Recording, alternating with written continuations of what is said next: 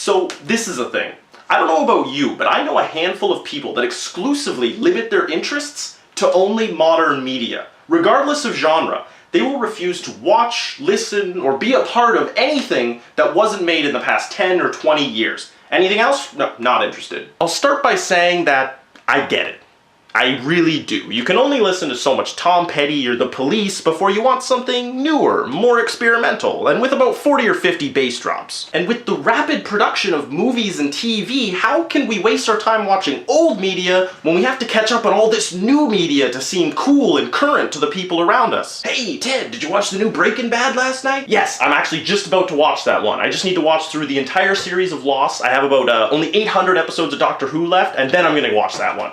Oh, but not before Game of Thrones. But what I'm specifically talking about is when people just refuse to watch any older, possibly black and white movie from like the 40s or 50s. Well, they're right. It is different. I mean, if you try and imagine a show like Breaking Bad being filmed in the 40s or 50s, it's gonna have a slightly different feel to it. Now you just wait one cotton-picking minute, Skylar. I'm the danger here. I'm the one that comes a-knocking on your door. Dang nabbit, Hank, you better tread lightly now. But what I feel like people just don't understand is that back then, we didn't really view acting in quite the same way that we do now. I mean, you look at old movies like It's a Wonderful Life or even The Wizard of Oz, and the acting style just seems over the top to us. But that's because that's what acting is. Before sound in movies, our interpretation of acting came solely from what we saw on the stage, a place without microphones or amplifiers. And what those stage actors had to do was enunciate, or in other words, speak kind of ridiculously to make sure that people could hear them. I'm pretty sure that some actors didn't even understand the science of a microphone or a camera.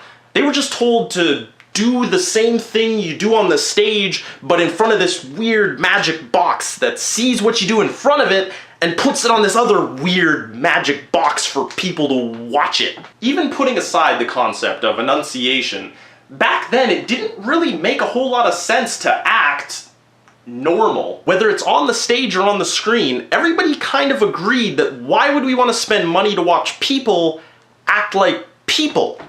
I mean, we see realism every day. We want exaggerated reality because that's entertainment worth paying for. Today, we're all huge fans of realism and minimalism, but that's arguably even more ridiculous. I mean, just take the movie Drive with Ryan Gosling as an example. Throughout the entire course of that film, Gosling speaks a total of 937 words. Now, for a frame of reference, at the beginning of Pulp Fiction, that conversation that Jules and Vincent have before they shoot up that apartment contains over 1,200 spoken words in one conversation, compared to Drive. So, why'd you become a stuntman?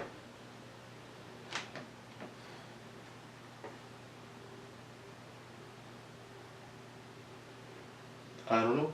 So you can dismiss old movies all that you want. Just don't say that the acting is stupid or over the top because, well, that's just what people wanted back then.